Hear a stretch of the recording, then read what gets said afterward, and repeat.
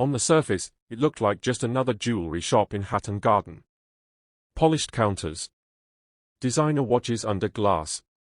Gold bars neatly stacked in the back office. But when officers came through the door that morning, it wasn't jewelry they were after. They weren't looking for stolen Rolexes or forged certificates. They were hunting something bigger.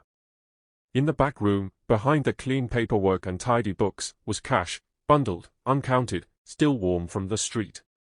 Tucked inside safes, wrapped in cling film, hidden in floor panels. What looked like a business was, in fact, a laundering hub. A vital piece in a machine moving cocaine by the ton, washing street money into clean assets, and doing it so quietly, no one in the district even knew who was behind it. Welcome to Crimecast UK, where Britain's darkest criminal empires come to light.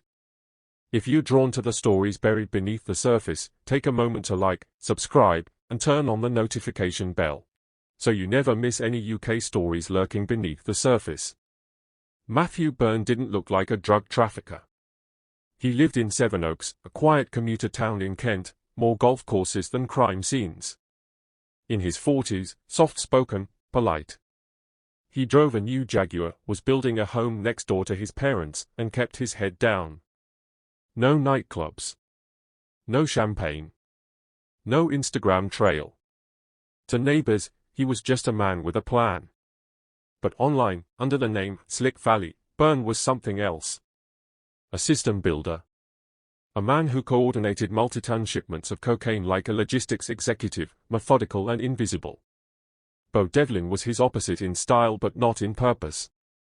Born and raised in East London. He didn't sit behind desks. He moved the weight. He handled the cash. He ran gold to Hatton Garden and torched banana shipments when they couldn't be pushed. He was formed in the noise. Street-raised. Always in motion. The two men didn't rise through violence. There were no gang feuds. No flashy moves. No headlines. Their power was built in silence, using encrypted phones, coded language, and fake companies that moved millions through legitimate front doors. They didn't need a reputation. They had a system. And for nearly a decade, that system never made a sound. This wasn't a story of street corners or turf battles. Their entry into the drug world didn't come with bloodshed, it came with spreadsheets. Bo Devlin started in the shadows, moving cash, delivering gold, and staying close to the flow of money without drawing attention. He didn't brag. He didn't post. He just moved what needed moving. Sometimes £100,000 in a single drop. Matthew Byrne kept his distance, physically and digitally. On encrypted, the encrypted messaging platform favored by Europe's criminal elite. To those inside the network, the aliases spoke volumes. He wasn't just part of the trade, he was running the architecture behind it. They built routes, quietly. Linking South American cocaine producers to European ports. Every leg of the journey was calculated. Every message is encrypted. Every conversation was reduced to codes. At first, they ran tests. Dummy shipments. Full loads of bananas with nothing hidden inside, just to check if the route would hold. One test alone cost £300,000. If it arrived clean, the next shipment came with something buried deeper. And when it did, they didn't talk ounces or even kilos. They talked tons. No violence. No noise. Just encrypted confidence and trusted supply chains. And the names behind it? No one knew them. Not even their rivals. Not yet. By 2020, this wasn't just a drug operation, it was a global supply chain. South America to Europe, Europe to the UK. Disguised as commerce. Protected by silence. Matthew Byrne wasn't running from police, he was scheduling container arrivals, cross-referencing routes, and directing logistics like a corporate strategist. But the product wasn't tech or textiles. It was high-purity cocaine. And every detail mattered. From Colombia and Ecuador, shipments left under the cover of fruit exports. Bananas, most commonly. Byrne didn't gamble. Before any cocaine ever touched a pallet, he ran dummy loads, hundreds of thousands of pounds spent to simulate the exact weight and packaging of the real thing. If a dry run made it through customs untouched, the next one carried bricks. The trust went both ways. South American producers rarely dealt directly with UK contacts. But Byrne wasn't just another buyer, he was consistent, calculated, and connected. He paid on time. He never lost a load. And that made him valuable. One message, decrypted later by Operation Venetic, detailed a single shipment, 600 kilos at a cost of £3 million. No bargaining. No delays. This was raw, uncut cocaine straight from the source. But drugs weren't the only thing moving. To clean the cash, they built ghost companies. Businesses with real VAT numbers, real addresses, and no legitimate activity. On paper, they moved fruit. In practice, they moved millions. Each company used to issue invoices, sign contracts, and secure space on shipping manifests. Fake paperwork to mask real crime. And then there were the cars. Everyday hatchbacks and estate vehicles modified with hidden compartments, deep in the chassis, behind panels, sealed into dashboards. Each one is custom built by a man known only in messages as the plug boss. No photographs. No address. Just results. Drivers, trusted couriers, were paid up to £50,000 per run. Each car could carry up to 250 kilos at a time, undetectable without taking it apart bolt by bolt. And the routes were timed down to the minute. But even the best systems are vulnerable. One day, a banana consignment failed to clear. Delays at customs. Too many questions. Too many eyes. Devlin didn't flinch. He gave the order to torch it. The entire shipment, burned. Gone. No recovery. No explanations. Just fire. And that wasn't the only time. Photos from Byrne's phone, later recovered by officers, showed crates smoldering, banana skins curling in the heat, and smoke thick in the air. The message was clear, no evidence survives. But there was one thing they couldn't burn. encrypted. The same system that kept them safe was about to bring them down. But they didn't know that yet. At its peak, their network stretched across 3 continents.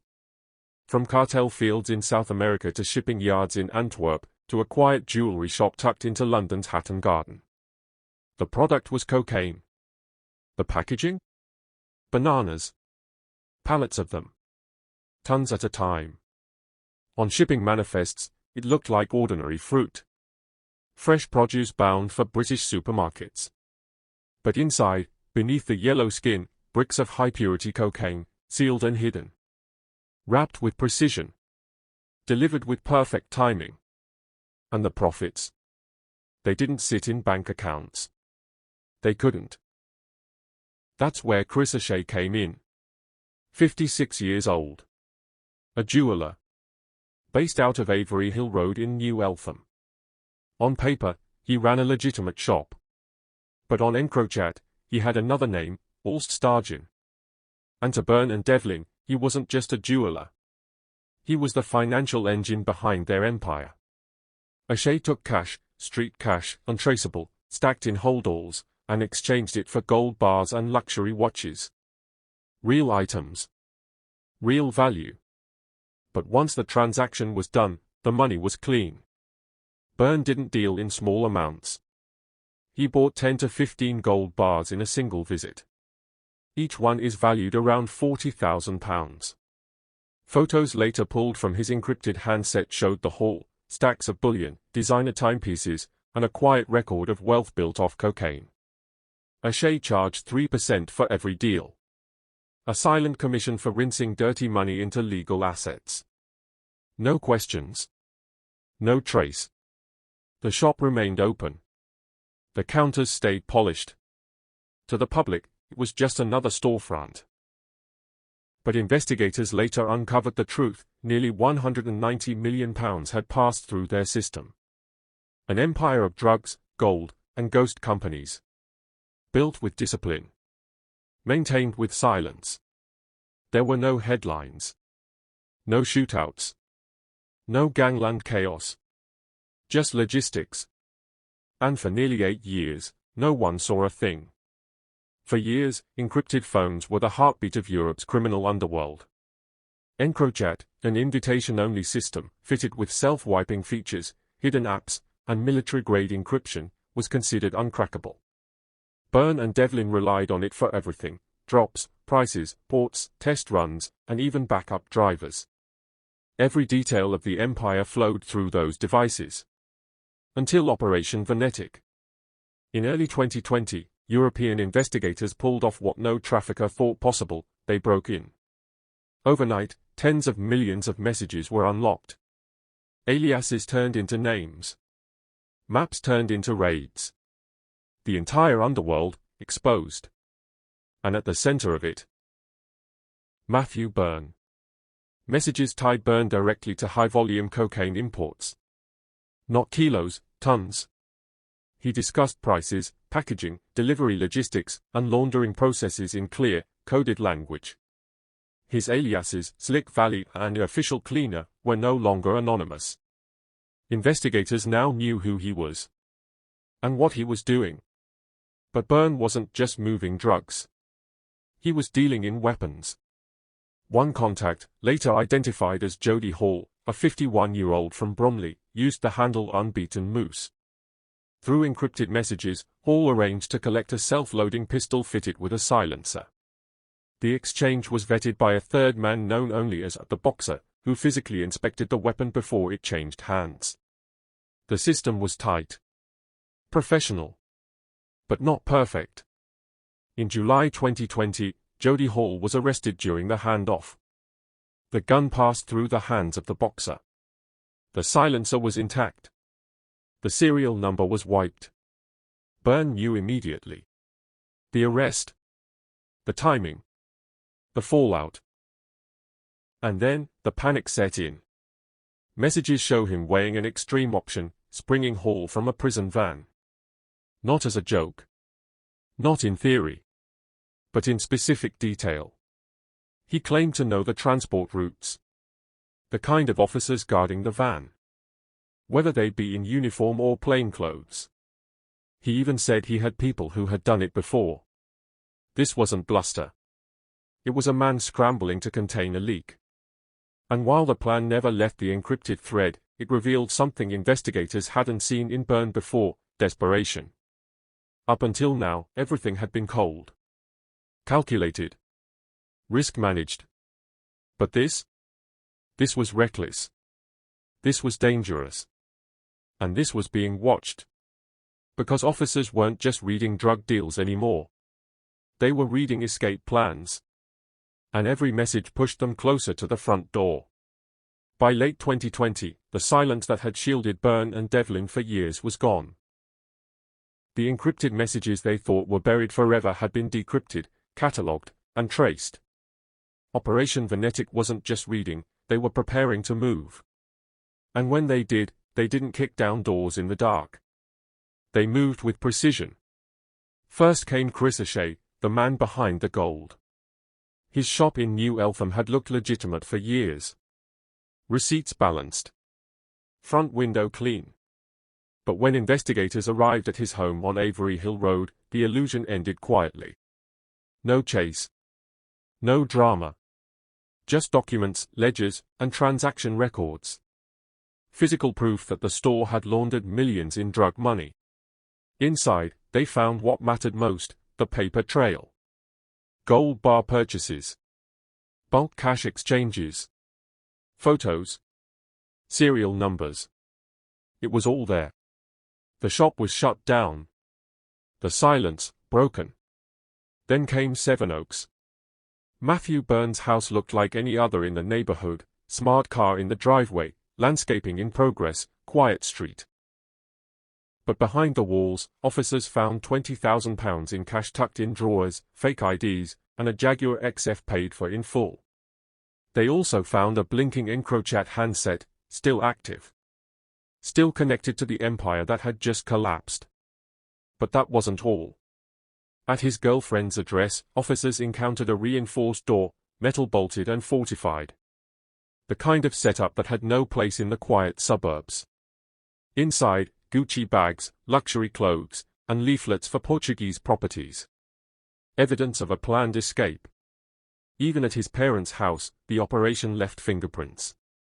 A taser, illegal in the UK, was seized, along with documents in Devlin's name. The ties between them were no longer buried. They were printed, signed, and sealed. Bo Devlin was picked up in East London. No hiding.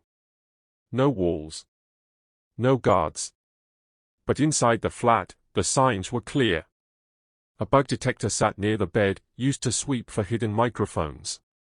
CS spray lay nearby, illegal, aggressive, and never kept without a reason. And in a drawer, £5,000 in cash. Not enough to run. But more than enough to raise questions.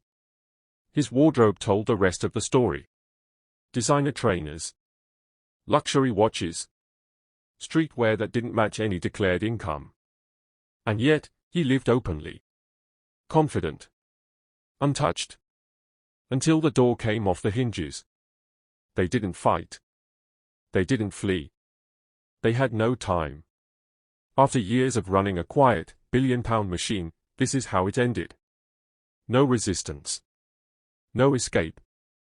Just a silent fall. By the start of 2025, the case was no longer in the shadows. The names had been unmasked. The evidence was locked in.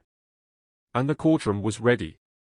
At Maidstone Crown Court, both Matthew Byrne and Bo Devlin entered guilty pleas. There was no trial. No contest. Just a quiet end to one of the UK's most sophisticated cocaine operations. Byrne pleaded guilty to importing cocaine and laundering the proceeds. The firearms charges, discussed in encrypted messages and traced through coded deals, were left on file. Not forgotten. Just waiting. Devlin also pleaded guilty. His charges reflected the core of his role, trafficking drugs, laundering street cash, and facilitating the machinery that kept the empire running. And then came sentencing. March 2025. Matthew Byrne, 21 years and 6 months in prison. Bo Devlin, 17 years. Chris O'Shea, the jeweler, the cleaner of cash, 11 years behind bars. In total, 38.5 years were handed down to the three men at the center of a network worth £190 million. A pipeline built on secrecy, logistics, and silence, finally dismantled. Millions were seized. Gold was recovered. Designer watches, encrypted handsets, and cash, all catalogued as evidence. But even with the convictions, questions remained. What happened to the rest of the money? Where were the others, the couriers, the overseas contacts, the plug boss? Had they vanished before the doors came off? Or were they still out there, waiting for the silence to return? Bananas, bullion, and block phones, that's what it took to build one of the UK's most invisible drug empires. No violence. No turf wars. Just logistics, silence, and a system that ran like clockwork.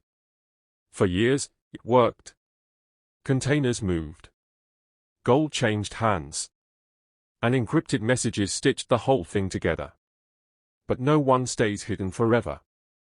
In the end, the very thing that protected Matthew Byrne and Bo Devlin, their silence, was what betrayed them.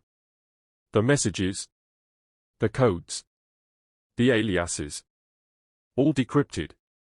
All exposed. And just like that, the empire fell. What do you think? Did the sentences fit the scale of the crime? Or should they have faced more? Let us know in the comments below. And if you want more real stories like this, subscribe, hit the like button, and turn on the notification bell. Because there's always another case. Always another name behind the silence.